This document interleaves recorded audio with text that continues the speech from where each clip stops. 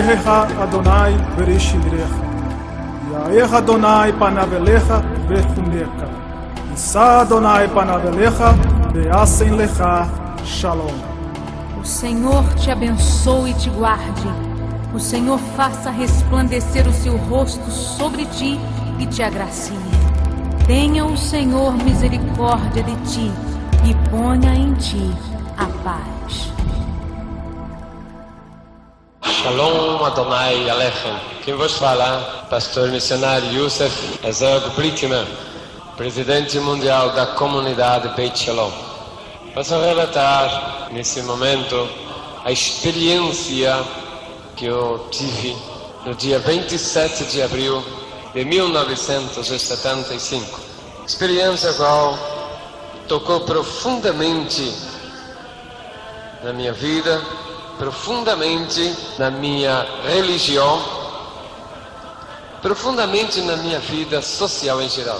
Eu era uma pessoa que aos 10 anos de idade havia cruzado de América. Logo após, passei por uma pobreza muito grande, mas pela misericórdia de Deus e o grande amor de Deus, Deus me deu uma posição social muito grande.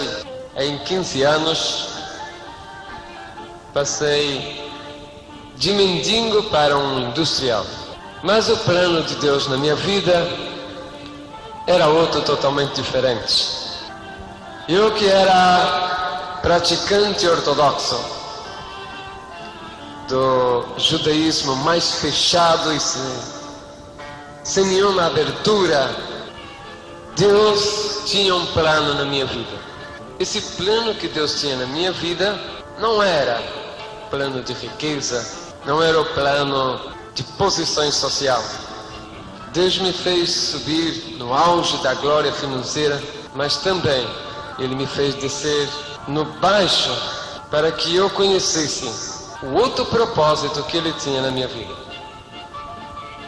Desde o meu nascimento, eu fui uma pessoa problemática, problema de saúde envolvia-me, o coração. Durante muitos anos eu tive problemas gravíssimos do coração.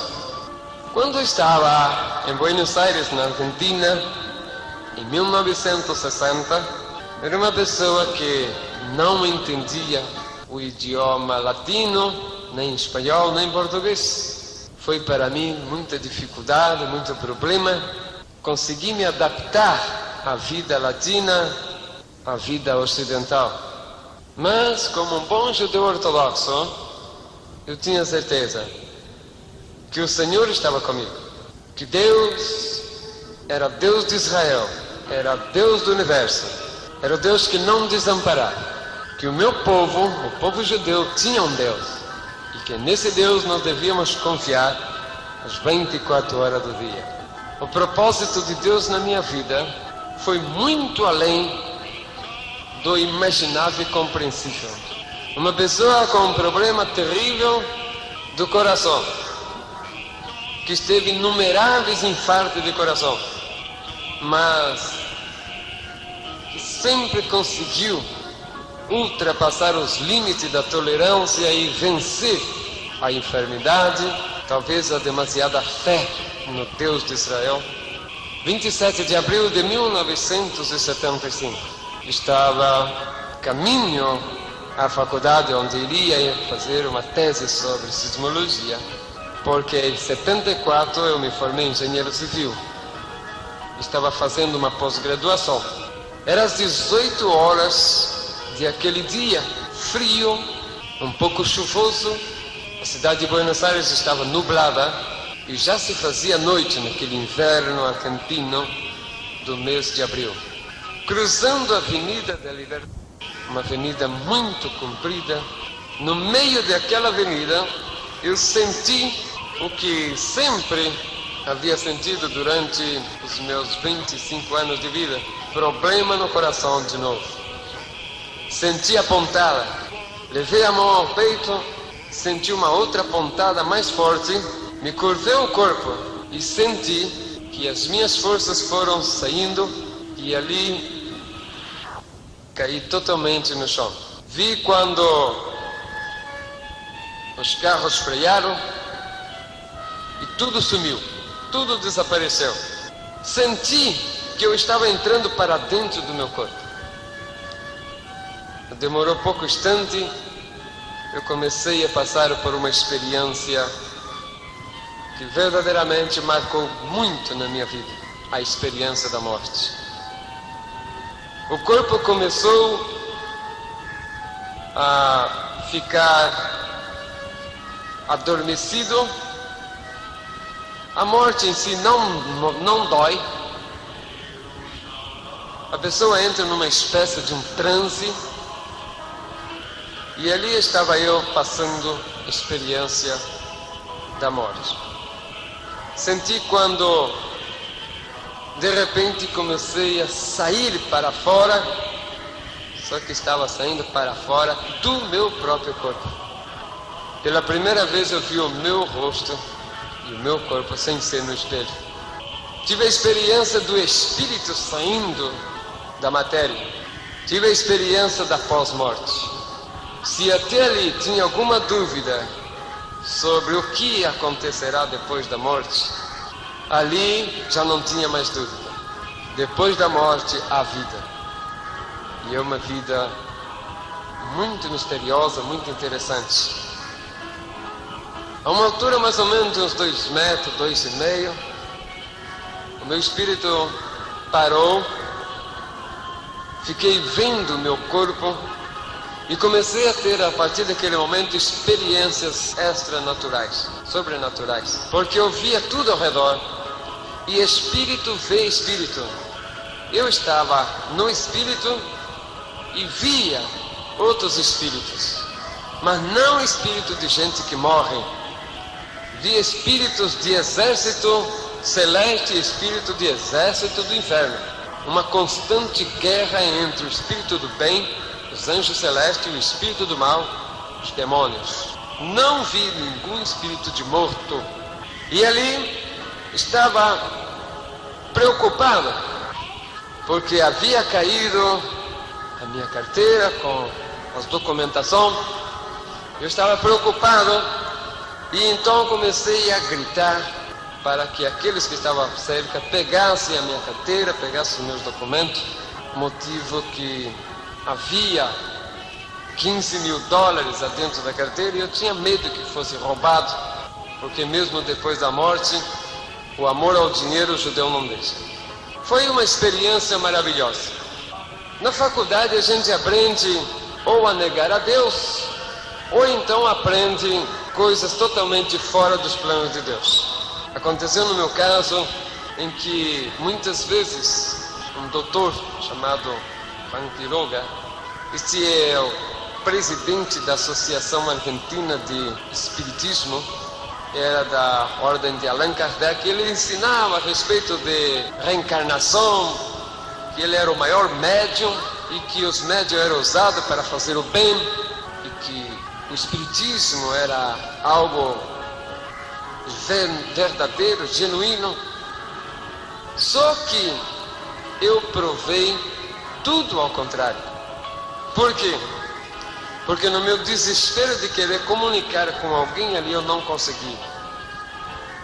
Estava quando vi chegar o Dr. Juan Quiroga, e eu falei, tá bom, vem ali, Dr. Juan Quiroga, maior médium espírita, me incorporo nele e dou a mensagem que eu tenho que dar, ou seja, avisar minha família, em pegar as coisas minhas que caíram, cuidar do dinheiro que estava ali. Chegou o doutor, e eu tentei de toda maneira, falava, gritava com ele, falava, eu quero entrar em você, quero falar, mas tive a desilusão de saber que reencarnação e tudo isso de espiritismo é farsa, é mentira, é engano, nada disso é real, tudo isto é mentira. Vi quando a unidade coronária chegou imediatamente para fazer os primeiros tratamentos, senti quando os paramédicos deram o dictamen, está morto. Mas talvez por causa da minha fama de ser pessoa da High Society Argentina, foi levado o meu cadáver para a clínica com a maior urgência, e desde as 18 horas até as 24 horas, uma junta médica trabalhou tentando voltar minha vida. O meu espírito foi acompanhando até chegar ali naquela CTI, Unidade de Terapia Intensiva. Foi quando uma luz muito forte mesmo, invadiu todo aquele ambiente. De repente eu senti que estava sendo puxado por uma força muito grande, e por um espaço de tempo, não sei o que aconteceu, não sei explicar. Sei que enquanto eu estava viajando para algum lugar, que logo após eu fui descobrir onde era, enquanto isso, o chefe da junta médica, às 24 horas, ou seja, meia-noite, já não havia mais nada que fazer. Foi morte irreversível. Mas Deus havia preparado tudo muito bem preparado. Primeiro, Deus preparou um médico, chefe daquela equipe, que conhecesse as costumes e tradições dos judeus ortodoxos. Chegando ao chefe do necrotério, falou: esse cadáver, prepara-lo e não precisa pôr na geleira. Leva para o necrotério, deixa-o ali, porque é cadáver de um judeu ortodoxo e esse povo enterra os seus mortos antes de 7 horas depois de morto. Aproveitou ele para fazer o chamado aos meus povo para avisar que eu tinha morto indefectivamente. Mas aconteceu que Deus havia preparado muito bem tudo. Era nesse dia 27 de abril, dia de Erev Pesach. O dia 28 seria Pesach, ou seja, 2 dias santos judeus chamados Yom Tov. E nesses dias judeu não toca cadáver. Coincidentemente, o Pesach daquele dia 28 combinou com a Páscoa do dia 29, portanto, era feriado cristão. E durante 3 dias eu não fui enterrado, porque judeu não podia tocar cadáver durante o tempo das suas festas. E o terceiro dia era feriado cristão, e cemitério judeu não é aberto nesse dia, porque quem trabalha são só gentios. Portanto, os judeus falaram: ele já está na geleira, vamos esperar passar o feriado, passar os dias santos, logo após nós fazemos o enterro. Ali ficou o meu cadáver, em um canto daquele necrotério. Um anjo do Senhor estava guardando.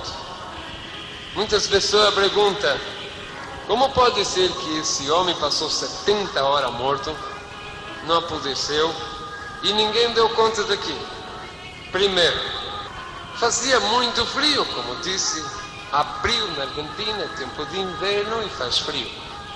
Fazia mais ou menos 5 graus, portanto deu para conservar o corpo. Segunda, era o propósito de Deus. Terceiro, ninguém ia reparar por um cadáver a mais ou a menos em um necrotério municipal, onde todos os mortos da cidade e da região metropolitana são obrigados a passarem por ali primeiro, antes de ser liberado o corpo para enterro. Portanto, por lei legal e por lei divina, o meu corpo ficou ali, sem que ninguém tocasse. Muitos cadáveres entram ali por dia, 200, 300, 400, e ninguém vai se importar por um a mais ou um a menos que está encostado lá no campo. A parte, era propósito de Deus que eu permanecesse ali, intocável. Um anjo cobria enquanto eu estava viajando para algum lugar do infinito. Em um devido instante, me apareci de novo num espaço onde tudo era celeste, não havia nuvem, não vi nenhum movimento, e senti que fui parando a velocidade, quando viu um movimento que vinha ao longe, umas centelhas, e aquela centelha veio se cercando, até que diante de mim, no meu espírito, se apresentou uma grande caravana, e essa caravana era anjos celestes, anjos dos mais belos, anjos maravilhosos, resplandecentes. Do meio desses anjos maravilhosos começou a aparecer um outro ser, muito mais maravilhoso, muito mais importante. E reconheci, era o Senhor, era o Mashiach, o Cristo que eu esperava. Sabia que era o Mashiach, posto que dentro das sinagogas, os rabinos nos falaram que o Mashiach viria, e que a vinda do Mashiach seria com uma grande coroa na cabeça, e nessa coroa havia 12 pedras, debaixo dessas pedras estaria escrito o nome das 12 tribos de Israel. Vi essa coroa, vi a vestimenta gloriosa desse ser, vi também as pedras e debaixo dela o nome das 12 tribos, vi o resplendor da glória do Mashiach. Ele chegando para perto de onde eu estava, a uma considerável distância, ele parou e com aquela voz de trovão mais suave como um mel, dirigiu a minha palavra dizendo: aonde vais? Respondi: acabo de morrer e estou subindo para saber qual é o meu destino, posto que ali eu já sabia o que acontecia. Quando uma pessoa morre, seja boa ou ruim, ela sobe até o primeiro céu na presença dos livros. Ali um anjo olha no livro para ver se o nome da pessoa está escrito. Se está escrito o nome, a pessoa continua subindo e vai até o terceiro céu, onde está o paraíso do salvo. Se não tiver escrito, ou se tiver escrito e riscado, ele desce e vai para a condenação dos ímpios, vai para o inferno do Espírito. Essa experiência maravilhosa que eu tive, por mais que essa bíblica não está relatado, mas foi uma experiência vívida que eu participei, vendo como é a experiência de pós-morte.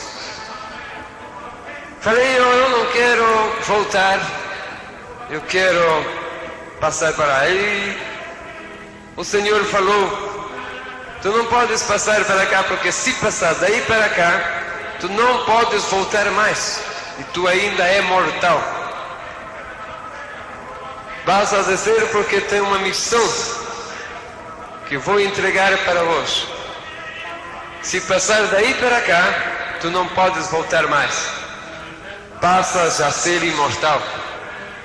Descobri ali então que quem morre e chega a passar para o outro lado não volta mais para esse mundo.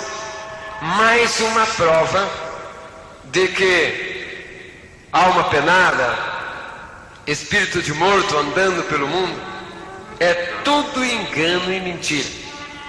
Pela boca do próprio Senhor falando para mim, dizendo: se quando uma pessoa morre, nós aqui queremos que ela volte, ela não passa para cá, e daí mesmo ela volta, mas volta em um tempo em que o seu corpo ainda esteja preparado para recebê-lo, e para o seu mesmo corpo. Não há reencarnação, não há incorporação em corpos estranhos. Isso eu escutei da própria boca do Senhor. Vendo tudo aquilo ali, aquelas belezas tudo, soube que quem passa dali para lá esquece absolutamente tudo aqui debaixo, não se lembra absolutamente de nada.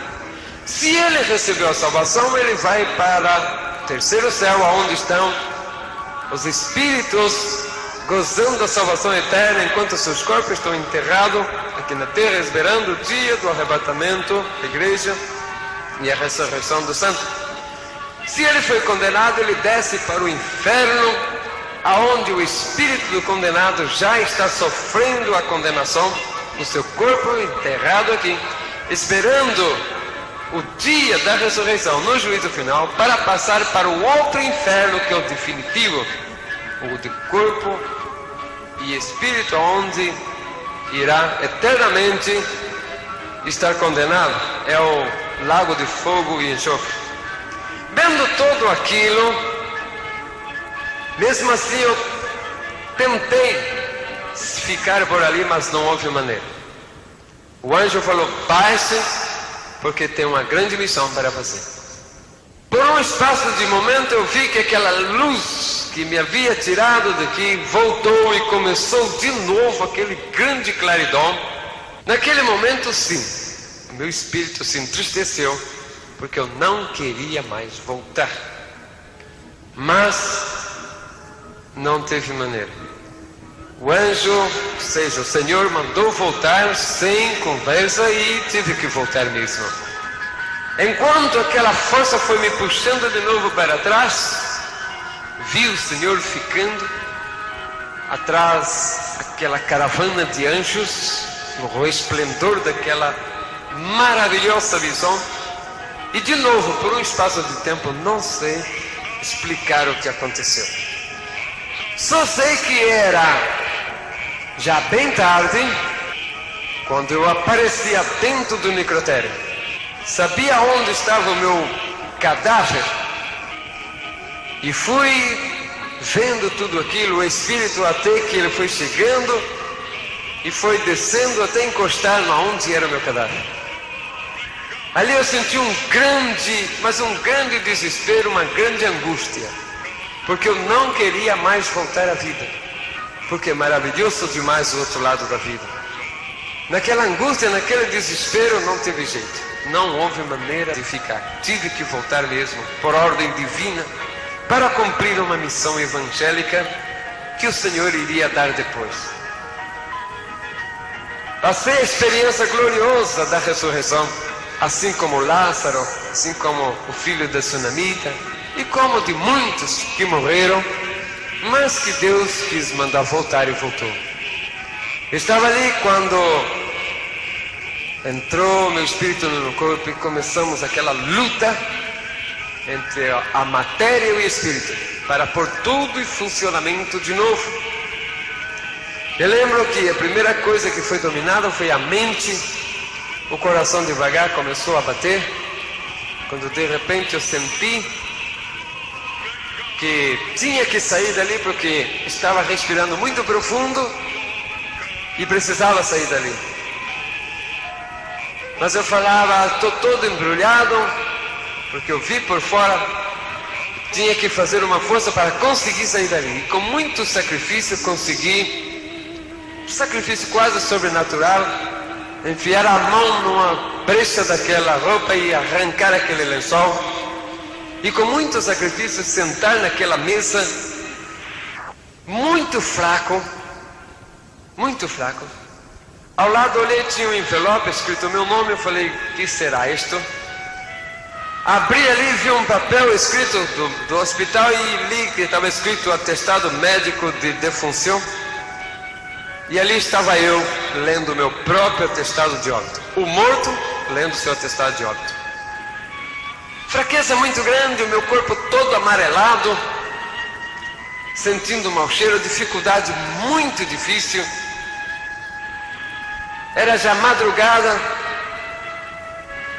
e 6 horas o médico teria que passar para o outro médico chefe, teria que passar para o outro chefe. E começou a fazer a vistoria para passar 6 horas para o outro médico. Começou a fazer vistoria desde cima, desde o 8º andar. Administração visto, presidência visto, lugar dos médicos visto, laboratório visto, enfermaria visto, farmácia visto, e foi descendo. Chegou a hora dele passar pelo necrotério. Visto de um lado, visto do outro, passou o necrotério bem grande, mais ou menos uns 15 metros por uns 10, uma porta de uns 2 metros. Quando ele foi passando, olhou para dentro e seguiu. Eu vi que ele olhou, mas justo nessa hora eu levantei a cabeça para olhar para o lado da porta também. Ele passou direto. Eu falei, puxa vida, passou um médico aí, ou passou alguém, e eu não dei sinal. Mas daí eu fiquei olhando e vi que aquele médico começou a voltar com a cabeça meio não acreditando no que estava vendo, parou, esfregou o olho um pouco e olhava, esfregava de novo, olhava, e parece que ele estava incrédulo.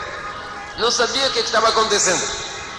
Para ajudá-lo, eu dei um sinal com a mão. Ele se espantou terrivelmente. Abriu os braços mostrando para o meu lado, abriu a boca para gritar, mas não teve força. Ficou duro parado ali. Eu disse, puxa, doutor, ficou duro parado lá, e agora o que ele vai fazer?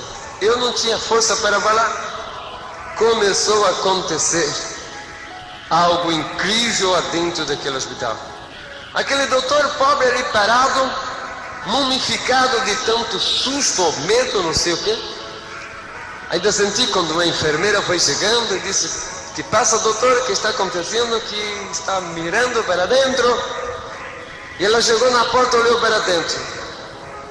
E eu dei um tchauzinho com a mão para ela.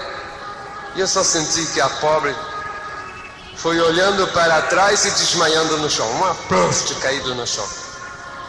Começou a aparecer o povo olhando e começou um verdadeiro caos dentro daquele hospital. O povo saía dizendo, tem um morto lá no cemitério, tem um morto lá no necrotério, tem um morto no necrotério falando. Passou pelo consultório, havia muita gente, umas 300 ou 400 pessoas, conforme me contaram depois. Passando lá o enfermeiro, tem um morto lá no necrotério que está sentado lá conversando. Não ficou ninguém, saiu todo mundo, sumiu, se espantaram. Muita gente saiu correndo e outros que tinham um pouco mais de coragem iam até lá. Começou a montar aquele monte de gente ali perto, olhando para ali. Aí eu, totalmente parado, aquela cor de defunto ainda, respirando com muita dificuldade. Muita gente encostado lá no porta e a notícia correndo por todo lado. Foi um corre para lá e um corre para cá, um salva quem possa naquele hospital. Por todo lugar ia falando, passava pelo lugar onde estavam os internados. Tem um morto sentado lá no necrotério. Até os que estavam internados levantavam da cama, muitos deles com o soro saíram, quero ir lá ver, quero ir lá ver. E foi amontoando, médico, enfermeiros, doentes, todo lá na porta. Mas ninguém tinha coragem de chegar até onde estava, ficava só lá longe na porta. O mais interessante que aconteceu é que todo mundo naquele espanto, naquele medo, lá pelo 7º andar tinha uma pessoa que estava paralítica, já há 1 ano e pouco, que tinha caído do andame, tinha ficado paralítico, estava em cadeira de roda. Chegou a notícia, tem um morto lá no necrotério e que está falando, isso é mentira, isso é boneco de cera, não acredita nisto. Eu vou lá ver. E desceu ele, teve mais coragem, porque foi descendo e foi devagarzinho, chegando até onde eu estava. Chegando lá, ele ria, aquela risadinha dele de não acreditar. O povo muito espantado, mas ele não acreditava. Alguns que estavam de longe também não acreditavam, mas não tinha coragem de chegar perto.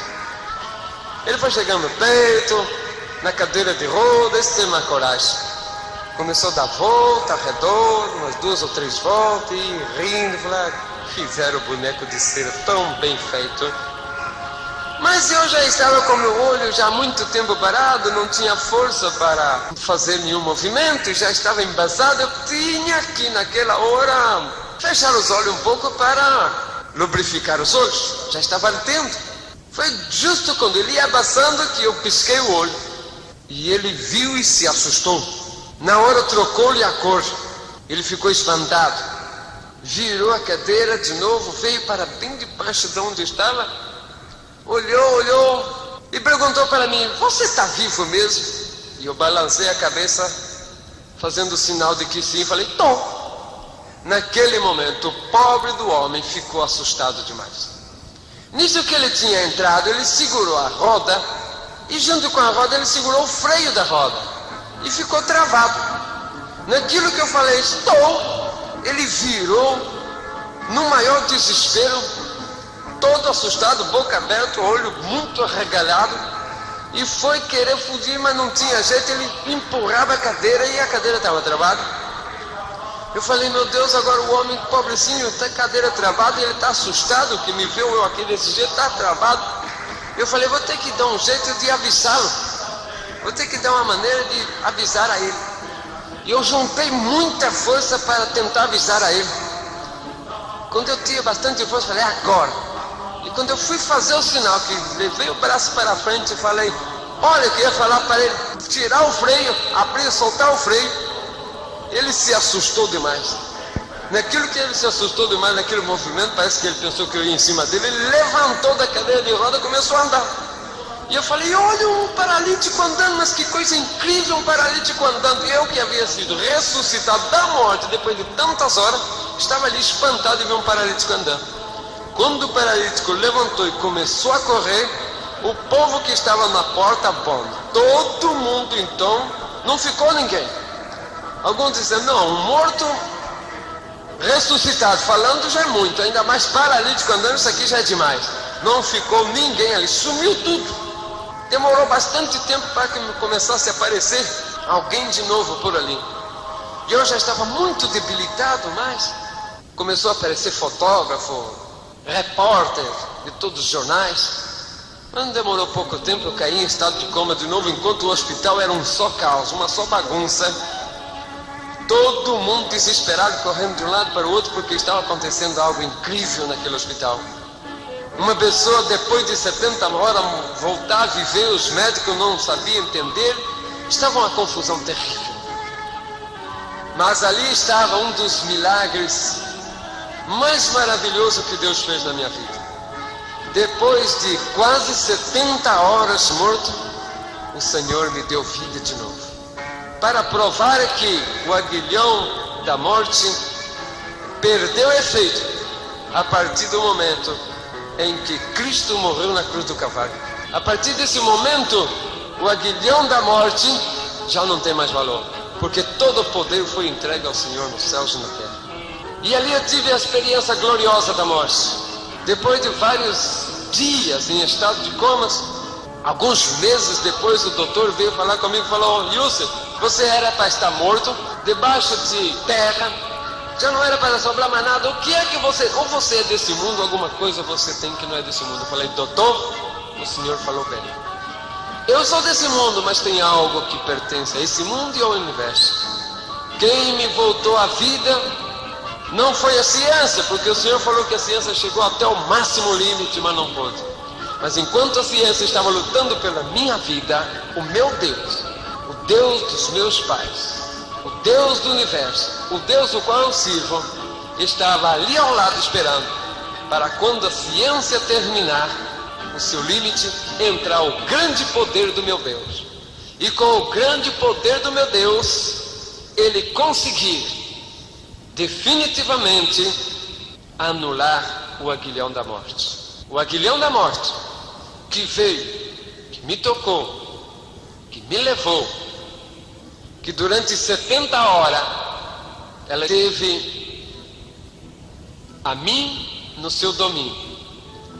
Mas o que o aguilhão da morte não soube é que sobre ela há um outro poder superior. O poder do grande Adonai, do grande Deus do universo. Baruch Ata Adonai. Este é o meu Deus. Se antes eu tinha convicção da vinda do Mashiach, como todo judeu, principalmente ortodoxo, a grande expectativa dele é a respeito da vinda do Mashiach, ou seja, o Messias, o Cristo. E esta esperança viva no coração de todo judeu, principalmente ortodoxo como eu, fazia eu viver todos os dias na minha vida na esperança eminente da vinda de Mashiach, o Cristo. Eu não vivia um minuto da minha vida fora da esperança Me lembro que no meu tempo de judaísmo, ao Yom Shabbat, ou seja, ao sábado, eu me dedicava a fazer Arachamã com o meu sagrado Sidur, o Talir e o Solidel. Eu buscava um lugar na minha casa, especialmente voltado para o lado de Jerusalém, e ali fazia o meu jejum e fazia as preces de Arachamã. O interessante nesse ritual de Arachamã é que o judeu ortodoxo, depois de cobrir-se a cabeça com o talit, uma espécie de véu de oração, depois de amarrar no seu punho os tefilim e pôr na sua cabeça os tefláquios, se faz a oração de Arachamã, que disse: vosso misericordioso Deus, Rei do Universo, fazer vir imediatamente o Mashiach para libertar o povo de Israel, para dar paz, tranquilidade. O povo de Israel precisa, eu preciso, como um judeu, da presença do Mashiach, o Cristo.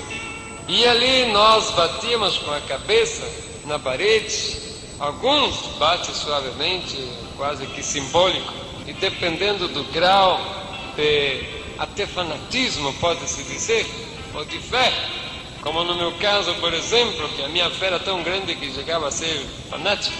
Eu não me conformava em fazer menção de que ia golpear a cabeça, mas sim, batia 2, 3, 4, 5 vezes, alguma vez até sair sangue. E ali, enquanto fazia a prece de Arachamã, eu falava: Senhor, assim como dói essas pancadas na minha cabeça, assim como esse sangue corre, assim dói com a dor do desespero o meu coração, esperando o Mashiach, o Cristo que tu não quer mandar.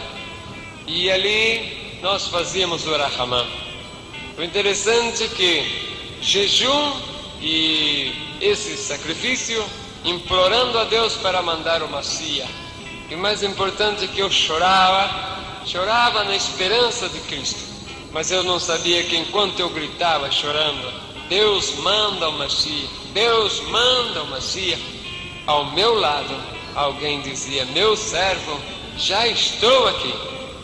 Mas a lei severa, as tradições judaicas, a cultura ortodoxa, os costumes, regras, o temor, o respeito, enfim, a escravidão da lei me fazia eu ficar cego de não ver o Senhor já ao meu lado dizendo: eu já estou presente. Me fazia surdo até o ponto de não ouvir a voz do meu Messias, do meu Cristo dizer: servo, já estou aqui a teu lado. Por incrível que pareça, eu sentia que alguma coisa muito de estranho acontecia na minha vida. Fui a descobrir depois que era o próprio anjo do Senhor que tentava quebrar a barreira, tentava quebrar a resistência que havia na minha vida judaica ortodoxa. Como judeu ortodoxo, eu era um bom praticante. E eu, em todos os rituais, fiel em todas as festas, fiéis ao meu Rebbe, fiel a tudo quanto diz respeito à cultura, tradição do meu povo. O Mashiach é a esperança de todo o povo judeu. Ele tem certeza que ele virá e que não vai demorar.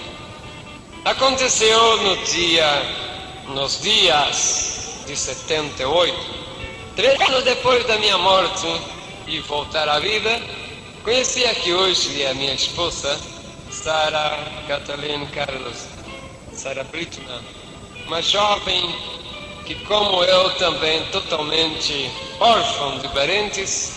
Ela ainda era muito jovencinha, contava com 13 anos, ainda incompleto, quando nos casamos. 2 judeus ortodoxos, ela ultra-ortodoxa, ou seja, muito mais severa do que eu. Foi um amor fulminante. Como nós éramos da descendência judaica, entramos para os rituais que a força da lei exige, nos casamos. Fomos de lua de mel, visitamos vários países. Na volta, nós passamos, depois de 6 meses de viagem, estávamos de regresso para Buenos Aires, onde nós moramos até o dia de hoje. Quando, passando por Brasil, nós resolvemos ficar numa cidade litorânea de Santa Catarina, chamada Camboriú, onde nós éramos sócios de um hotel. E eu disse para minha esposa: vou passar para o Brasil, vou dar uma chegada no hotel, mas não vou me demonstrar que sou um dos proprietários para ver se eu não estou sendo enganado, se estão cuidando direitinho dos meus negócios. Resolvemos ficar ali naquele hotel. Separei um apartamento normal, paguei a diária normais, sem me identificar. E como bom judeu, perseverante e cumpridor, eu buscava sempre seguir o ritualismo judaico-ortodoxo. Quando nós saímos da Europa, na volta para cá, recebemos notícia dentro do avião de que teríamos que tomar cuidado quando chegasse em América, principalmente Argentina, porque havia uma onda antissemita, ou seja, terroristas que buscavam matar judeus. Nós estávamos um pouco preocupados porque quando tivemos a nossa passagem por Paris, tivemos a experiência macabra de ver o cemitério judaico sendo sacrilegiado, sendo profanado. Tivemos a oportunidade também de ver colégios de crianças judeus sendo bombardeados. Então nós estávamos um pouco preocupados. Mas, com todo isso, com todo o alerta que a polícia judaica, ou seja, os agentes judaicos nos falavam, nós não preocupávamos muito. Primeiro porque aqui no Brasil não havia uma onda antissemita. E segundo porque por onde nós estávamos pouco importava ao povo. Mas mesmo assim, eu não usava roupa característica que seria facilmente reconhecido. Mas mesmo assim, às noites, eu e a minha esposa, que tínhamos desde o primeiro momento de casado a costume de subir ao monte, como todo judeu tem, de orar em cima das montanhas. E ali fui eu também. Chegando naquela cidade, nós escolhemos um monte para nós ir orar. E nessas orações o Senhor falava conosco. Enquanto isto, no hotel havia um porteiro que ele sempre buscava conversação conosco, mas como nós judeus não gostamos de conversa com gentil, buscávamos sempre nos livrar deste homem. E ele falava que era pastor. E eu falava: pastor de quê? O que você cuida? Que cavalo? Cuida ovelha? O que você cuida? Ele falava: eu cuido de ovelhas de Deus. Eu não entendia muito, mas até que ele falou que ele cuidava de igreja, descobri que ele era um pastor evangélico. E ele sempre andava atrás, sempre perseguia, de um lado ou de outro, tentando falar. Mas como nós, judeus ortodoxos, não gostamos absolutamente que nos fala de nenhuma religião, e que a palavra Jesus Cristo para nós era como blasfêmia.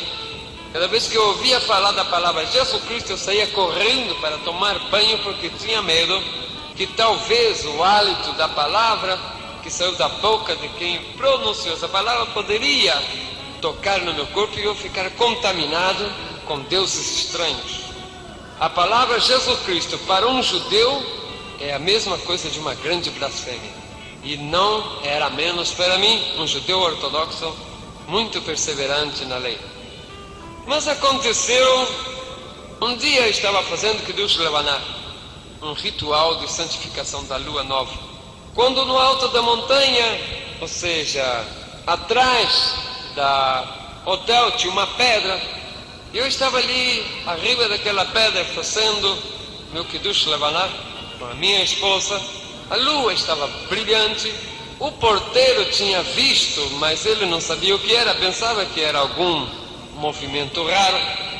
e subiu até lá. Quando ele viu, falou: mas são um casal de judeus fazendo orações, que maravilha! Naquele momento, fiquei com muito ódio. Minha esposa também falou: vamos ter que descer porque o nosso Kiddush Levaná não presta mais. Esse gentil ensujou tudo aqui, não serve mais. Porque quando nós estamos fazendo qualquer prece judaica que um gentil fala ou passa por perto, praticamente ficou sem efeito, foi contaminado. Descendo dali, nós chegamos em casa, no nosso apartamento, subimos e fomos a descansar, com um pouco de raiva porque nós íamos fazer o nosso Kiddush Levaná, mas não teve jeito. Era uma noite de Yom Shabbat, ou seja, de sábado. Durante esta noite, eu senti que alguma coisa rara estava acontecendo, porque eu estava meio inquieto, não tinha vontade de dormir, mas fomos a dormir. Quando foi bem alta hora da noite, eu senti que alguma coisa mexeu, que alguma coisa me tocou. Pensei que era minha esposa, mas eu acendi a luz e olhei para o lado onde ela estava, e ela estava dormindo sossegadamente. Como o judeu ortodoxo, as mulheres dormem separadas. A cama são duas camas de solteiro, uma de um lado, outra do outro, mesmo quarto, mas a mulher de um lado, o homem do outro, em cama separada. E eu vi que ela estava dormindo sossegada. Falei: alguma coisa, não sei, deve ser que ter tocado alguma coisa aí, algum bicho. Voltei a dormir, mas não demorou pouco instante, de novo eu senti que alguma coisa estava me tocando. Nós havíamos dormido com luz apagada, porta fechada, janela toda trancada, quando de repente eu senti que novamente algo me tocou e eu me levantei. Quando eu me despertei, que eu levantei, o quarto onde estava, que era todo iluminado, ficou totalmente iluminado, e ali se apresentou um ser celeste. Era um anjo, e aquele anjo se apresentou ali. No momento me assustei um pouco, mas naquele momento ele começou a conversar comigo. E estava falando em Yiddish, dizendo: não te preocupes, porque eu venho aqui para conversar contigo. E eu falei: é um judeu, porque está falando em Yiddish. E então ali nós começamos a conversar, assunto da lei, coisa e outra. E eu falei: que maravilha, é um judeu. E eu fiquei contente, porque um judeu estava ali no meu quarto conversando comigo. Foi então quando aquele anjo que estava ali na minha frente, ou seja, eu não sabia que era um anjo, eu também não sabia o que era e estava preocupado. O que será isso que está acontecendo? Olhei para a porta, estava fechada, a janela também. Espantei daquele resplendor que havia estado ali naquele quarto, porque a luz estava apagada. Mas como eu já tinha tido experiência celeste, não fiquei muito espantado. Mas alguma coisa estava acontecendo ali. Comecei a inquisitar eu mesmo o que é aquilo. Tinha medo de perguntar quem era aquele. Mas ele começou a estudar, ou seja, a falar para mim sobre a Torá, sobre os livros, e falou: vamos falar sobre a cultura do nosso povo. E nós começamos a conversar sobre o nosso povo, sobre a nossa cultura. Eu fiquei contente porque falei: puxa vida, a visita de um judeu ortodoxo. Agora fiquei na preocupação de saber como foi que ele entrou ali, mas também não tinha coragem de perguntar. Depois de algumas horas, pela madrugada dentro, ele falou: vou me retirar, mas eu voltarei. Não fala nada à sua esposa porque ela vem depois. Eu falei: vem depois aonde? Aonde ela vai? Ela não vai sair. E ele foi. Sumiu, escureceu tudo e eu fiquei ali. Na outra noite aconteceu a mesma coisa. Estava eu dormindo, aquele anjo apareceu. De repente começamos a conversar a respeito de nossas tradições, nossos costumes. Começamos a falar a respeito dos profetas. E ali foi também uma noite de diálogo. Antes de ele se despedir, antes de ele sair, ele fala: a sua mulher vem depois, não fale nada, porque voltarei. E eu perguntava: vai para onde? Minha mulher vai depois aonde? Porque ninguém tem que sair a nenhum lado. E assim foi a terceira noite também. Estava eu dormindo quando apareceu. Eu estava intrigado porque eu não entendia como era que aquele ser entrava ali adentro. Tudo fechado, tudo trancado. Tinha medo de perguntar porque eu sabia que alguma coisa muito raro era. Mas a partir dessa terceira noite, ele falou para mim: vamos estudar o profeta Isaías. E no profeta Isaías nós começamos a estudar e ele começou a falar a respeito do Mashiach, como deveria vir o Messias. E começamos dentro do Antigo Testamento, ou seja, no livro dos judeus, a buscar dentro dos profetas, dentro dos livros, tudo o que falasse a respeito da vinda do Mashiach. O interessante é que aquele anjo, conforme ele ia falando, ele iria me dando a entender que o Messias já tinha vindo, que Cristo já tinha vindo. E mesmo a minha mente já estava confundida, porque uma hora parecia que ele, ou seja, a minha razão estava dividida. Metade sabia que Cristo tinha vindo já, e a outra metade continuava ainda presa, segura na lei, sem abrir mão. E assim foi. No terceiro, no quarto, no quinto dia, ou seja, noite, eu brigava com aquele anjo. Eu falava: isso deve ser espírito maligno, deve ser espírito de cristão, isso deve ser obra de macumba de cristão. Mas eu não me atrevia a perguntar. Foi quando, na sexta noite, nós tivemos uma discussão muito profunda. Eu defendia a lei a unha e dente. Muitas vezes eu brigava, eu achava bravo, mas ele, na sua calma, na sua tranquilidade, tinha muita paciência para comigo. Eu falei: eu tenho que destruir esse espírito de cristão que está me atormentando aqui. Foi quando eu tive a ideia de dizer: vou fazer 10 perguntas difíceis, fazer um concurso de perguntas bíblicas, e ele não vai responder. Eu falei: olha, nós vamos fazer o seguinte, amanhã eu vou fazer para você 10 perguntas. Se você responder, você continua vindo na minha casa, tudo bom? Se não, você vai embora, eu continuo judeu, você continua cristão, tudo bom? E ele aceitou, e dizendo: mas se eu responder, você vai aceitar que Cristo já veio? Olhei para ele e falei: olha, eu sou capaz até de virar cristão se você me ganhar. Pensava como um cristão queria ganhar de um judeu. Amanheceu o dia, eu saí correndo para buscar uma sinagoga. Descobri que São Paulo tinha rabinos ortodoxos e fui a ele e falei: rabino, tem uma cristão que toda noite entra na minha casa. E ele se assustou, disse: como você deixa cristão entrar dentro de sua casa? Gentil. Eu falei: esse goi entra dentro da minha casa, mas eu não sei por onde ele entra, não sei como ele faz. E então contei para aquele rabino que eu fiz com ele. Ele falou: vamos fazer 10 perguntas difíceis. E ali o rabino formou 10 perguntas. E ele falou: olha, se é aquele povo cristão comum, esse não tem problema. Esse que fuma, bebe, esse não tem problema, porque esse não sabe por nada. Agora há um problema. Se for de uns cristãos fanático que anda a Bíblia abaixo do braço, esses são perigosos. Esse povo sabe demais. Mas ali eu falei: deve ser desses. Mas a 10 perguntas é: se ele responde sim, ele perde. Se ele responde não, ele também perde. Saí correndo de novo, volta para casa, pegar avião, volta para casa. Quando chega, foi dormir.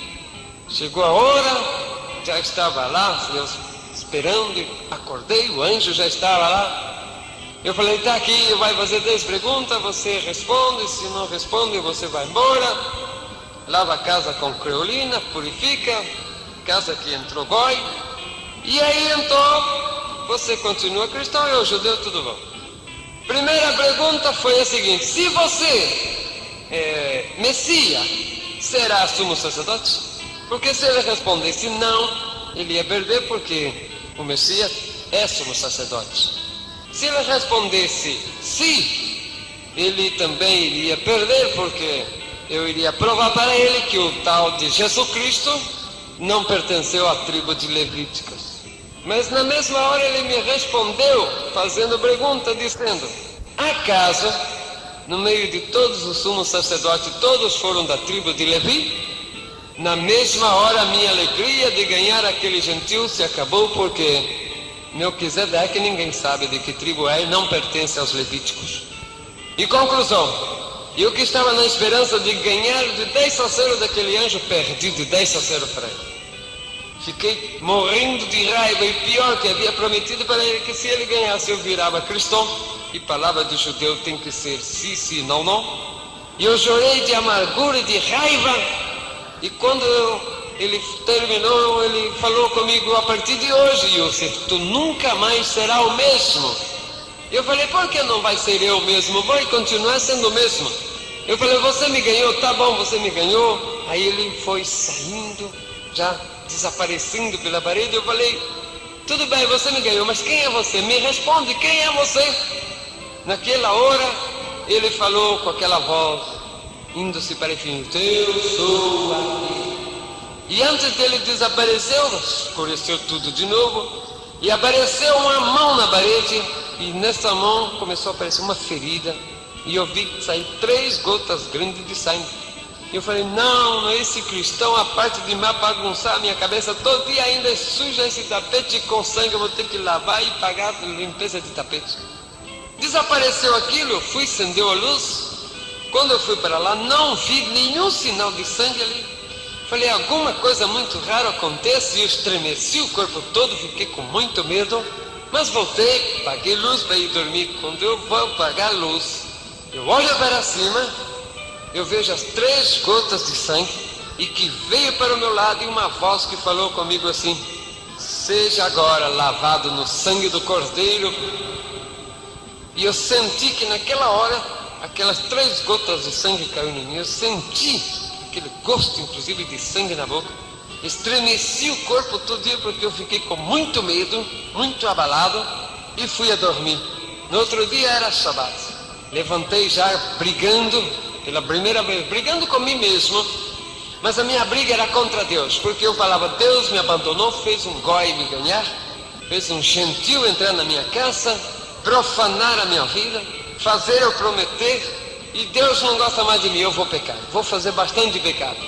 E dia sábado, muitos pecados se pode fazer: andar mais do que 1430 metros, acender fogo e várias coisas que não é lícito fazer dia sábado.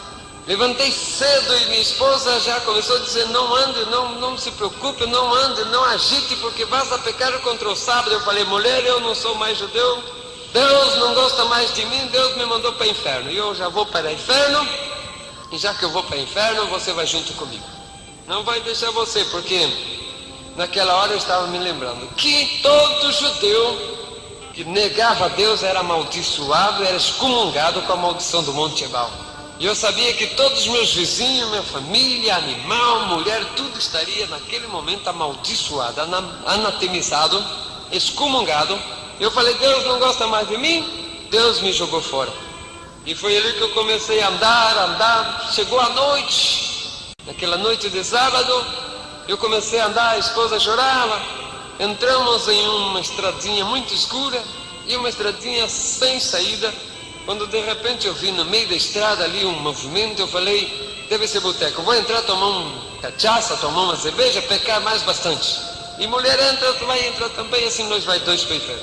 Quando eu entro, que eu vi mulher sentada de um lado, homem sentado de outro, que olha para a frente, quem estava lá? Era o porteiro, era o pastor.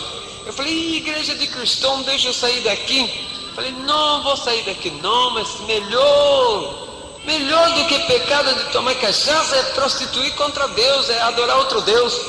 E vou sentar aqui. Eu falei: agora a esposa entra, fica prostituída de pecado de adorar outro Deus também, nós vai para o inferno, todos dois juntos.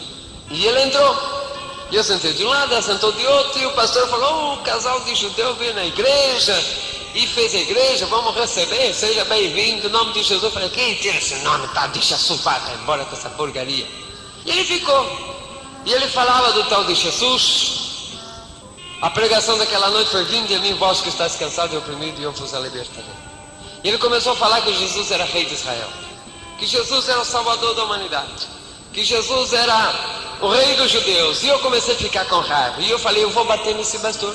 Se ele não parar de falar que esse Jesus é rei de judeu, eu vou bater nele. E aquilo foi ficando com raiva, eu ficava com raiva. Cada vez que ele falava, mais ódio me dava dele, porque ele falava desse tal de Jesus. Eu falei, olha, esse homem vai, eu vou bater nesse homem, eu vou quebrar ele a pau. Quando ele falou a pregação, no final ele falou, agora eu vou fazer apelo. Quando ele falou, vou fazer apelo, eu pensei que ele estava apelando para a briga. Eu falei, ele está apelando para a briga, ignorante, agora eu vou arrebentar ele a pau. E deixa ele provocar uma vez mais, eu vou bater nele. E ele falou, agora para fazer o apelo eu vou convidar, vou ler a palavra. E disse assim, eu sou o caminho, a verdade e a vida, e ninguém vai ao Pai senão por mim. E esse é Jesus Cristo, ninguém vai ao Pai se não é por Jesus Cristo. Falei, agora basta, agora eu vou arrebentar ele, vou quebrar ele, ele vai para o hospital, se não matar. E levantei, na hora que eu levantei, ele falou, o judeu aceitou Jesus. Eu falei, que aceitou Jesus nada, eu vou te quebrar a pau agora. Você vai deixar de estar falando que esse tal de Jesus é rei de Israel. Eu vou te arrebentar a pau agora. E fui para a frente. O púlpito era bem alto. A igreja ainda estava piso de chão. E fui ali para a frente. A esposa levantou e falou, isso meu mente, nós dois nós quebra ele a pau. Chegou na frente, ele olhando, eu olhava para cima, um lugar para subir lá em cima na púlpita. Ele falou, ajoelha aí que nós vamos orar por você. Eu endureci o corpo e falei, não me ajoelharei diante de outro que não seja o Senhor meu Deus, rei de Israel. Aí naquela hora que eu falei duro assim com ele, com cara fechada, eu senti que dois braços fortes me pegou, jogou por chão. Eu falei, outro mais que vai apanhar. Mas eu olhei, não vi ninguém, falei, estremeci o corpo, falei, que é isto que aconteceu? E esse pastor era baixinho, mas nessa hora eu olhei e esse homem estava grande. E eu falei, não importa, ele vai apanhar assim mesmo. Olhei para ele com tanto ódio. Naquela mesma hora eu senti que outra vez aquela mão me tocou e me foi levando até me cair, bater com a cara no chão. E ele comecei a chorar e de repente eu não sei mais o que começou a acontecer. E daí uns 20 minutos, a esposa também tinha ali chorando. Daí uns 20 minutos eu levantei, já não sabia o que fazia, porque começava a pular, começava a falar em algo que não entendia. Por fim eu cheguei e falei para ele, ei porteiro, vem. Que é isso? Eu falo vários idiomas, não sei o que está acontecendo, não consigo me segurar, falo uma coisa que não entendo. Ele falou, igreja, o judeu acabou de aceitar Jesus, já foi batizado com o Espírito Santo. Eu falei, batismo do Espírito Santo, o que é isto? Ele falou, vem sobre todos aqueles que recebem Jesus, é o batismo do Espírito Santo. E ali foi uma maravilha, porque começou aquele movimento, e eu estava...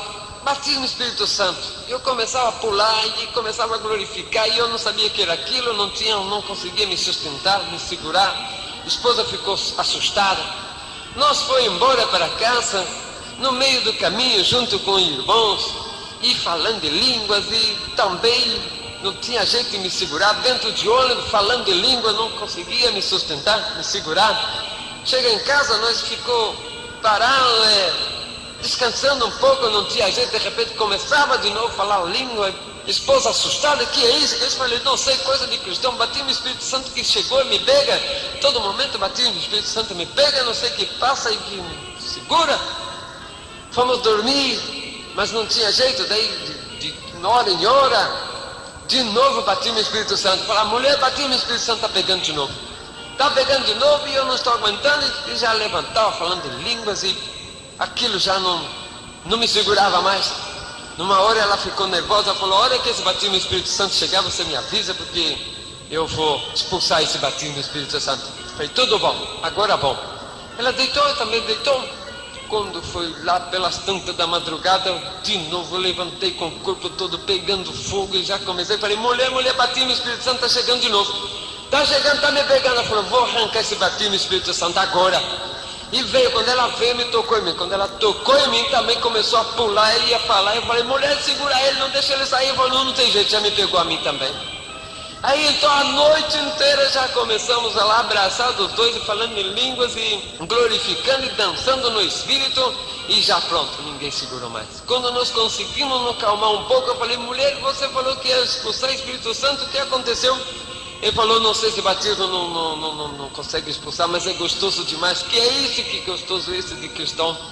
Amanheceu o dia, nós esperou o homem chegar e falou, pastor, vem falar para nós que esse batismo no Espírito Santo que pegou aí, pegou a esposa também essa noite. Aí eles foram explicar para nós o que era. Falou, não, isso batismo no Espírito Santo é uma vez só, depois de manifestação. E ele entregou uma mensagem poderosa. Aí entregou para nós o Novo Testamento. A partir de ali, nós falamos, nós já é cristão, então subimos para o monte para orar. E ali ficamos orando durante muitas horas. Um dia de madrugada nós estávamos orando quando nós vimos em visão um leão muito grande. Minha esposa falou, é o leão da tribo de Judá. E ele falou para nós, a partir de agora tu não será mais o mesmo, uma grande missão está sobre vós. Vocês viverão para levar o meu evangelho. Vá para casa para arrumar tudo, porque eles irão aí pelo mundo inteiro falar da minha palavra, porque eu chamei vocês para esta obra. E a partir dali nós saímos, fomos para a Argentina e lá nos preparamos e saímos para o mundo para evangelizar. E já há 46 vezes que temos recorrido levando a mensagem.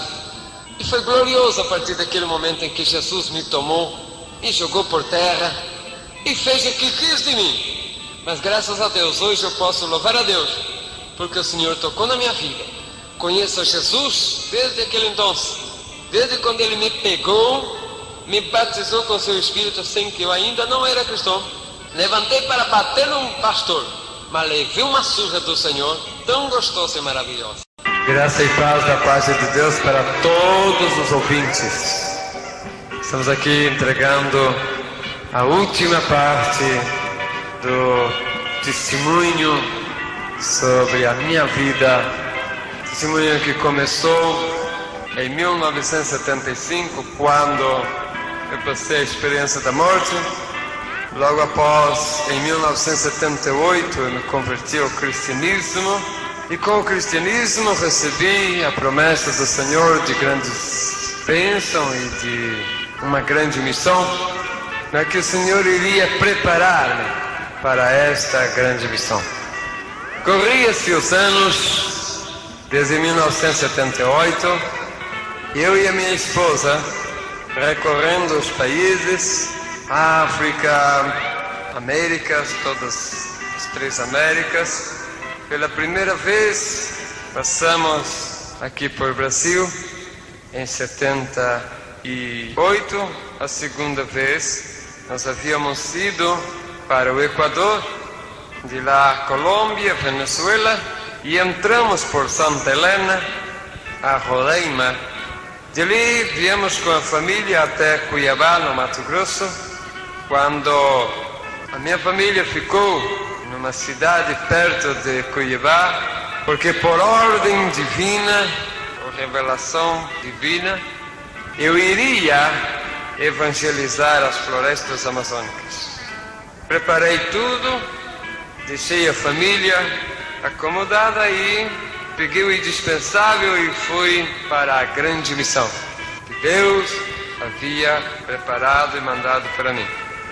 Foi quando aconteceu a minha ida para a Alta Floresta Amazônica. Comecei a trabalhar no evangelismo ali para os índios, para os povoados, principalmente a Amazônia geográfica, Mato Grosso do Norte, Pará, Rondônia, Acre. Depois de muito tempo dentro da floresta, cheguei à cidade de Alta Floresta, no Mato Grosso. Para mim já teria ali terminado a minha missão. Estive por vários lugares do Pará, estive por vários lugares de Roraima, por ali fui também até o Pico da Neblina. Entramos em território venezuelano, onde evangelizamos uma enorme quantidade de brasileiros que trabalhavam na fronteira buscando ouro, até que eu pensei, já está pronta a minha missão, vou embora para casa e de lá vou embora para a Argentina.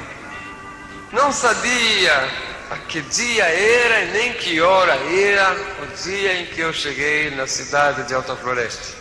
Havia perdido relógio, noção do tempo, havia perdido tudo. Mas, quando eu cheguei na casa daquele servo de Deus ali, fui recebido, fui a dormir, porque o cansaço era tremendo. Quando me levantei, que tomei um banho e logo após fui sentar à mesa, recebi uma ordem do anjo de alimentar-me bem. Terminei de alimentar-me, Me alimentei muito bem naquele dia. Me fui a recostar-me um pouco mais. Quando o Senhor falou para mim, levanta-te, tome o caminho que vai para a terceira. A terceira é uma estrada que faz a circulação em toda a cidade de Alta Floresta. Conforme a voz do anjo, eu saí dali, me fui para aquele lugar aonde o anjo me havia falado, terceiro. Andando, baixa a direção do que me pudesse vir, porque eu não sabia aonde estava indo, sabia que tinha que ir por ali. Quando eu cheguei em um lugar, o anjo falou, entra na floresta. Entrei dentro de uma floresta muito grande, encontrei naquela floresta uma grande árvore caída e subi ali naquela árvore e senti uma espécie de cansaço, mareo. Eu falei, meu Deus, é o meu coração. E agora estou a 10 quilômetros da cidade, estou a 800 quilômetros da minha casa, vou morrer aqui, ninguém vai me encontrar no meio dessa floresta. Mas naquela hora eu escutei a voz dizendo, não tema, meu servo, porque não é o que tu estás pensando. Trouxe-vos até aqui para fazer uma viagem, enquanto estarás o teu corpo aqui a dormir, guardado por um anjo. Tu irás comigo visitar lugares aonde pouquíssimo tiveram o privilégio de ver maravilha maior, porque foste escolhido para ver essas coisas. O anjo falou, depois que você voltar, verdadeiramente você vai precisar de um coração novo, porque não vai resistir depois de ver o que tenho a mostrar-te. Mandou fechar o olho. Quando eu fechei os olhos, eu vi uma visão, uma mão vindo para o meu lado, e naquela mão havia um coração. E ele disse, receba um coração novo, para que quando voltes, resista o que vas a ver. E ali então eu senti que um coração novo entrou, porque eu senti a força de um coração novo. Foi naquele momento em que eu senti que estava indo para algum lugar, porque eu senti uma força me puxando, e era aquele anjo, porque ele disse, agora vamos. De repente eu me encontrei em um lugar onde na minha frente havia um grande muro. Olhando ao lado eu vi mais 4 pessoas, isso que estou relatando para vós. Em algum lugar do mundo tem mais 4 pessoas falando a mesma coisa. Naquele grande muro tinha um portão, e foi se abrindo aquele grande portão e apareceu um anjo, fez sinal para nós. Seguimos aquele anjo. Quando entramos em um túnel, espécie de um túnel muito brilhante. Ao terminar de passar aquele túnel, nós estamos numa altura, e olhando para baixo nós vimos uma cidade imensamente grande. Não tinha fim essa cidade, nem para um lado nem para o outro ela tinha fim. Olhando para trás não vimos mais o muro, e tampouco não vimos mais o portão. Ali estávamos nós em espírito arrebatado.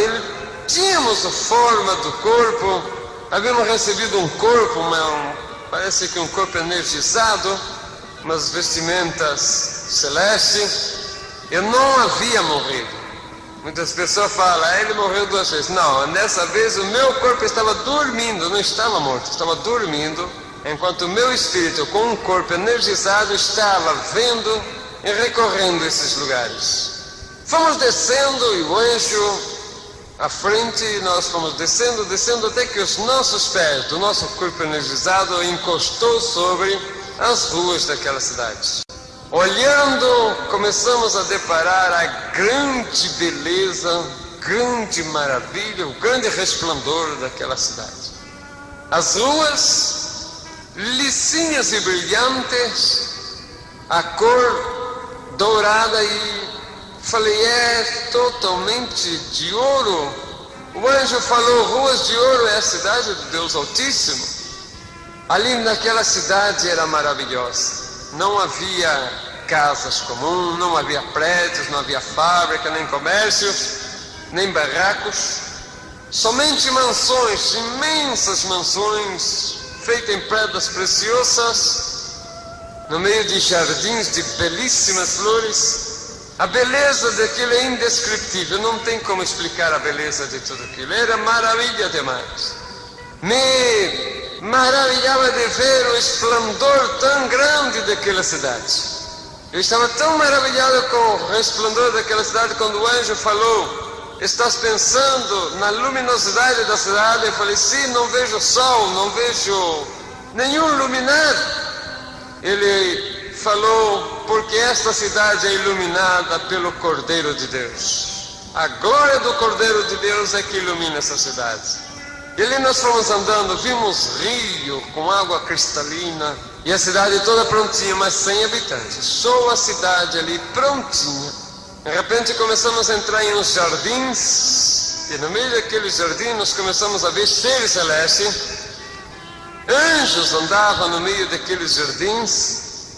Ao longe nós visitamos um grandiosíssimo palácio, mas imensamente grande, maior do que algumas cidades.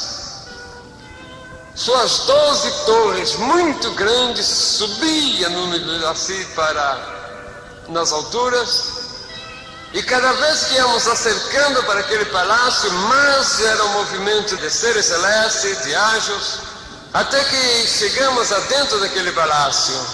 O movimento ali era muito grande. A beleza é indescritível.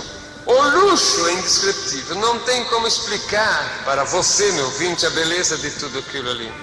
Olhando aquelas maravilhas, nós vimos ali anjos, uma enorme quantidade de anjos. Vimos ali a organização tão maravilhosa. A primeira organização de anjos que nós vimos, anjos que descia e aparecia ali, e o anjo falou: esses anjos são os mensageiros de levar as bênçãos para as igrejas.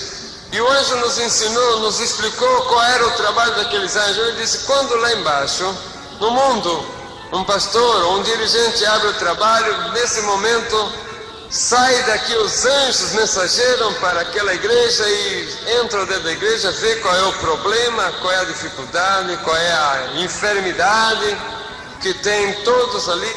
E ali ele sobe até as celestiais mansões de Deus, pega a solução do problema. Enquanto ele está subindo, outro anjo já está ali dentro. Durante um culto, centenas e centenas de anjos entram e saem dentro do culto, buscando benefícios para o povo que está dentro do culto. Vimos aquela maravilha quando nós seguimos e entramos em um grandiosíssimo salão. A beleza é indescritível. Um grande livro estava ali. Ao lado tinha um anjo. De um lado tinha uma grande orquestra, do outro lado um grande coral. De repente chegou um anjo e com um nome escrito em um grande rolo, abrindo estava escrito o nome. De repente aquele anjo que estava sentado ao lado do livro levantou, e o anjo que estava conosco disse: presta atenção, porque está escrito em todos os idiomas do mundo. E nos idiomas que eu sei ler estava escrito naquele livro. Quando os anjos foram abrir, estava escrito: grande livro da vida. Ele foi aberto aquele livro.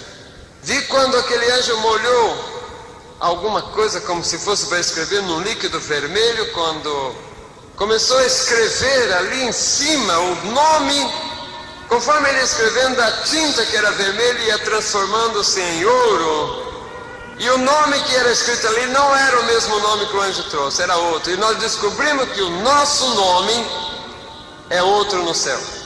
De repente parou-se e começou uma grande festa no céu. Os anjos começaram a alegrar-se, raios e trovões por todos os lados se ouvia, relâmpagos, as estrelas corriam de um lado para outro. O coral e a orquestra celeste começou a tocar, e o anjo falou: vamos ter que parar, porque no céu agora é festa. E eu perguntei: por que é festa? Ele disse: porque alguém lá embaixo levantou a mão e aceitou ao Jesus como o único Salvador. E toda vez que alguém levanta a mão e aceita Jesus como o único Salvador, o seu nome é escrito no livro da vida, e os céus param para festejar uma vida que se converteu ao Senhor. E ali a festa foi grande, o movimento era grande, os anjos festejavam, Os seres celestes festejavam, o universo festejava, uma alma que se converteu a Jesus aqui embaixo. Continuamos naquela visita celeste, visitando o palácio do reino da glória. Passamos por um lugar onde havia uma mesa posta, belíssimos manjares havia sobre aquela mesa. O anjo falou: está pronta o banquete das bodas do Cordeiro. Passamos por ali, vimos aquelas belezas. Logo após entramos em um lugar onde parecia era o gabinete daquele anjo. Ele disse: foram trazidos até aqui em cima para vocês saberem de alguma coisa, porque tem sido aberrante o que tem acontecido no mundo em relação ao Senhor.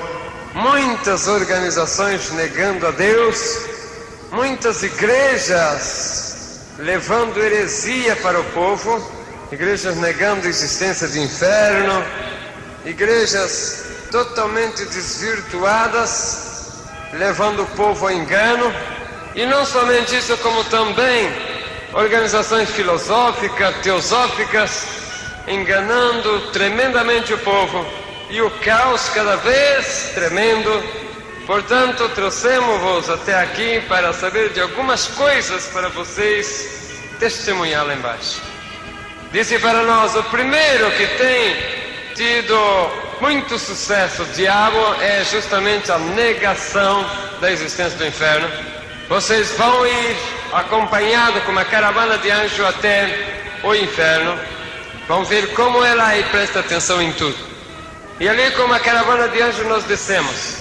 Entramos em uma treva horrorosa, muito feio, monstros horripilantes passavam por nós.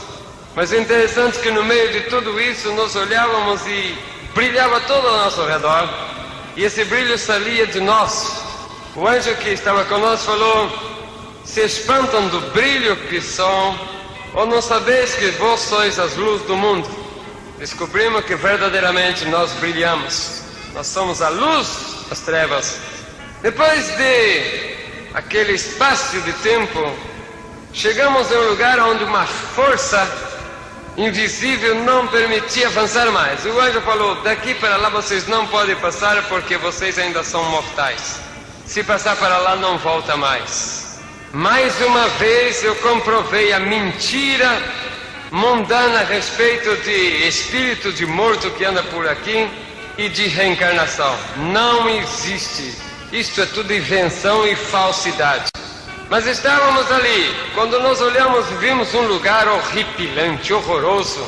Havia uma enorme multidão ali que sofria horrorosamente. Víamos o semblante horripilante daqueles povos ali.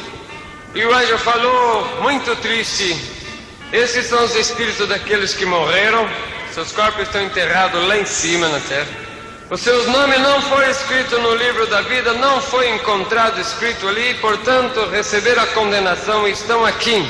Este é o inferno espiritual. Daqui eles sairão para receber os seus corpos no dia do juízo final, para passar para o inferno de lago de fogo e enxofre, aonde serão atormentados eternamente. Esses perderam a salvação. Mas nós começamos a ouvir uns gritos muito mais horripilantes, e o anjo falou: vamos até lá, porque esses sofrem milhares de vezes mais do que esse. Começamos a ver uma multidão enorme de seres que sofriam muito mais horripilante do que aqueles que nós vimos para trás. Perguntamos ao anjo por que aquele sofrimento tão grande, maior do que os outros, e ele disse: porque esse lugar é o lugar reservado para os desviados. Aqui tem pastores que pecou ou teve problema e não soube levar a igreja e morreu e está aqui. Aqui tem jovens que cantavam no coral, cantavam no conjunto, se desviou, morreu desviado. Aqui tem jovem que saiu da igreja para namorar a moça do mundo, o moço do mundo, pensando que se casaria, depois os dois voltariam para a igreja. Não voltaram, morreu desviado e aqui está. Enfim, aqui é o lugar onde termina todos aqueles que morrem desviados dos caminhos do Senhor. O sofrimento deles são terrivelmente pior. Não porque Deus castiga demais, é porque a consciência deles faz eles sofrerem muito mais. Ali nós vendo aquilo, nós saímos e de repente passamos em um lugar onde hoje falou, aqui é o complexo industrial do inferno. É aqui onde se produz todo tipo de coisas para levar lá para cima, para enganar o povo, até os crentes. Ali eu vi novo tipo de bebida, novo tipo de cigarro, revista pornográfica, livros indecentes e muitas coisas. Mas o mais terrível é o lugar que eu vi lá, que é especial para fabricar coisas para enganar crentes. Ali eu vi tipo de jogo como telecenas, como tipo de jogos assim, como videogames, e muitas coisas ali que atacam a juventude. Eu vi ali sendo feito coisas horrorosas, sendo feitas ali para enganar o povo aqui em cima, principalmente cristão. Saímos dali, passamos por um lugar onde era o trono de Satanás. Quando eu cheguei ali, eu falei, eu conheço esse lugar, é conhecido, porque é a mesma coisa de entrar num centro de macumba. É tudo preto e vermelho, sentado em um lugar horroroso estava Satanás. A cor do seu corpo era uma cor rocheada, narizão comprido, olho como duas brasas, os dentes muito compridos, o seu semblante era horroroso, horripilante. A sua vestimenta era preta e vermelha. De trás saía uma grande cobra muito grossa que passava por trás daquele trono dele e se transformava em 7 cabeças. O anjo falou para nós, são as 7 guias, 7 linhas do espiritismo. Atrás dele havia 3 seres andando, todo coberto, andando para lá para cá com a cabeça baixa. E ele falou assim, como Satanás gosta de imitar tudo a Deus, ali está a trindade satânica. São os tais orixás. Orixá não é nenhum ser celeste não, são 3 demônios do inferno. E ali eu vi aqueles orixás. Ao lado vi também 2 cachorros brigando. E um brigava e um puxava para um lado para o outro. De repente se transformaram em gente e se transformaram no corpo de 2 pessoas que viviam aqui na terra com o nome de Cosme e Damião. E um brigava porque brigava por um tal de caruru, por um tal de comida que fizeram aqui. Um falava, não, foi o Cosme que fez, outro, não, foi o Damião. De repente se transformaram em cachorro de novo. Portanto não são 2 santos, são 2 cachorros que moram no inferno e que vivem comendo as comidas que fazem para eles. Os demônios existem e eles comem tudo aquilo que os cavalos, que os adoradores deles fazem aqui. Nós vimos aquelas coisas horrorosas, nós vemos os demônios, pombagira, vários tipos de pombagira, inclusive pombagira gay, que leva o jovem para a prostituição masculina, e muitas coisas horrorosas e horripilantes nós vimos ali. Nós vimos o demônio do banheiro. Demônio de banheiro, aqueles que quando começa um culto, ele vai lá para dentro do banheiro e de lá fica chamando quem está dentro da igreja. Fica chamando por fulano, fica chamando por outro. E a pessoa está dentro da igreja, dá vontade de ir no banheiro, talvez não tenha costume, talvez passa até dias sem ir no banheiro. Chega dentro da igreja, aquela maldita costume de ir para a igreja. É um demônio que está lá no banheiro chamando. Tem um demônio que é encarregado em fazer namoricos atrás da igreja. Jovem que vai para a igreja, fica atrás da igreja, fica lá da igreja, na frente, em namorico, em conversa. E muitos tipos de demônios eu via lá. Demônio que come finanças. Saímos dali, depois de ver tudo aquilo, saímos e muitas outras coisas vimos que não dá tempo, porque foi muita coisa que nós vimos. Na nossa vida nós passamos por um lugar onde o anjo falou que aquele era o 3º céu. E ali nós vimos um paraíso. Vimos ali um povo muito bem vestido, muito alegre, louvando e glorificando a Deus todo instante e momento. Falei, e que esse povo que o Senhor falou, isso aqui estão os espíritos daqueles que morreram, seu nome foi escrito no livro da vida. Estavam ali, portanto eram salvos. Seus corpos estão lá na terra e eles estão aqui já gozando da vida eterna. São os santos do Senhor que no dia do Senhor irão ressuscitar e vir para a glória junto com os arrebatados. E nós vimos ali que maravilha é a vida daquele que passou para o Senhor. Descobrimos também que aqueles ali não têm mais contato com o mundo. Portanto, é mentira que espírito de bom ou de ruim volta para o mundo. Continuando ali, fomos até ali de novo ao palácio. E o anjo falou: vocês foram ao teu inferno, viram como é, já viram pela cidade celeste também.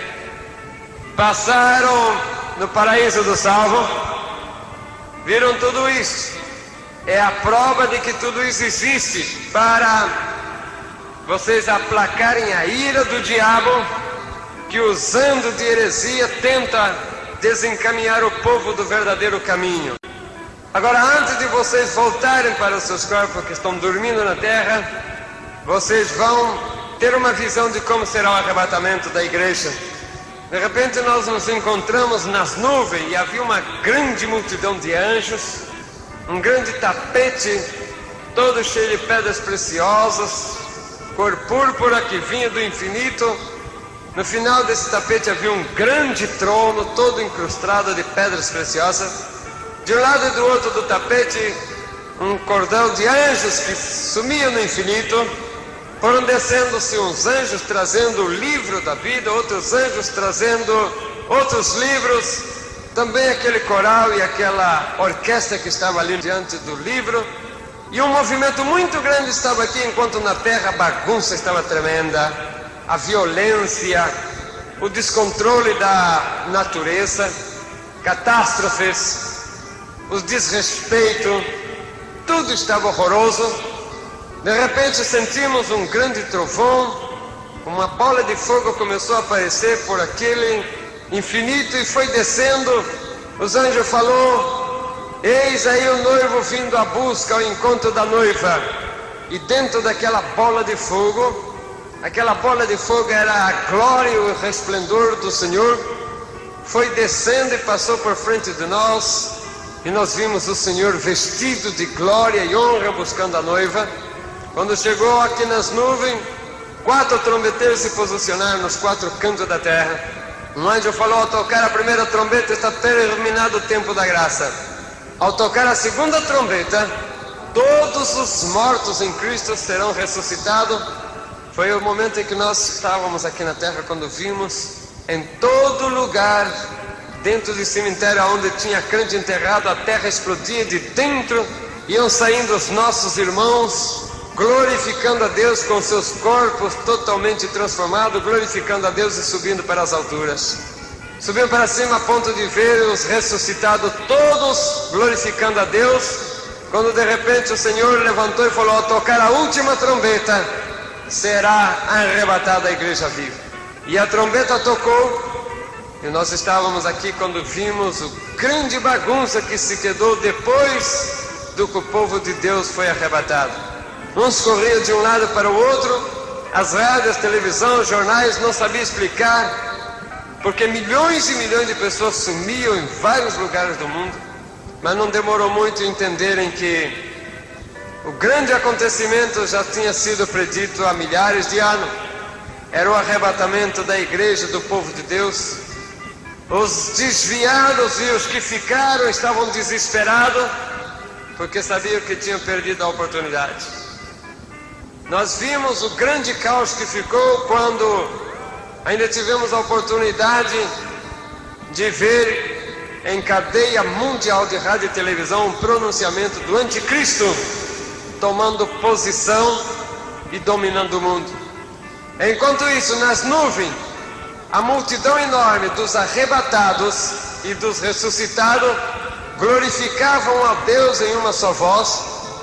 Jesus levantando, abrindo os braços para o lado daquela enorme multidão, milhares e milhares, milhões e milhões, falou com aquela voz forte como um trovão, mas doce como mel: vinde benditos do meu Pai, tomar posição do lugar que foi preparado desde a fundação do mundo.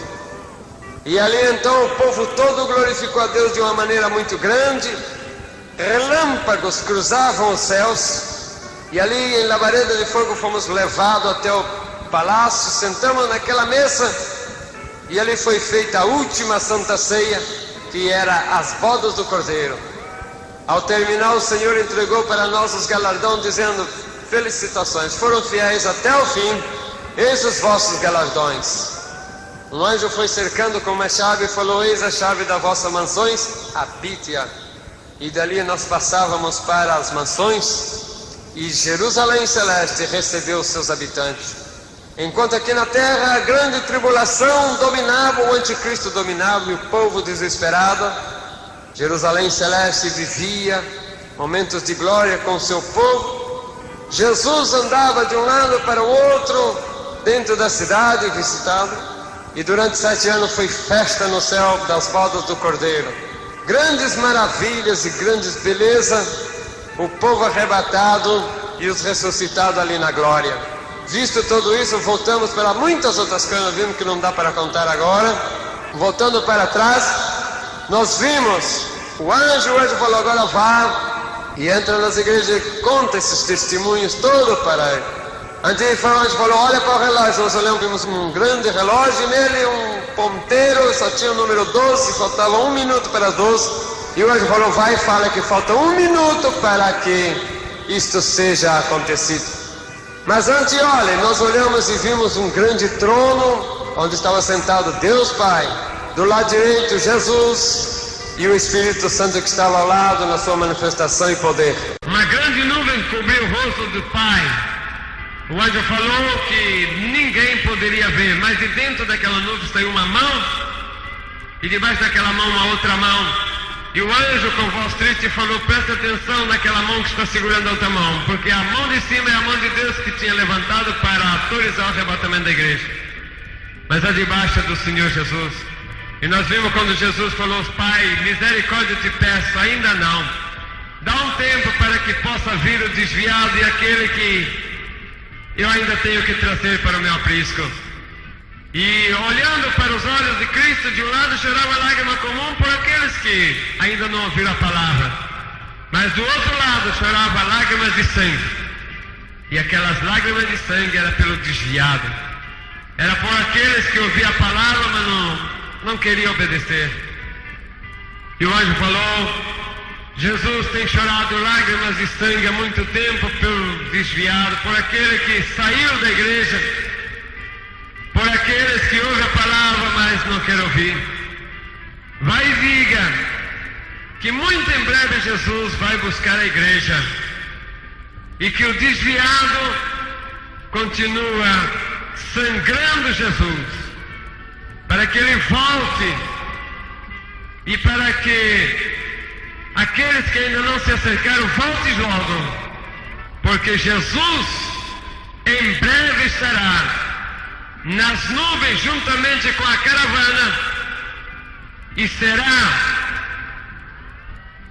o arrebatamento da igreja. O povo de Deus virá para a glória no exato momento de tocar a última trombeta. Portanto, fiquem com esta mensagem: Cristo está chegando. Estás preparado?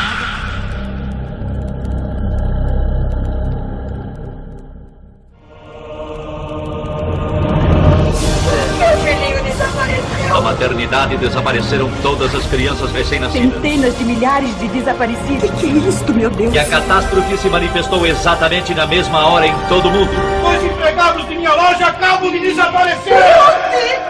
Ruth, minha filha! Onde está minha filha? O que foi feito dela? Eu quero a minha Ruth! O tempo da graça terminou.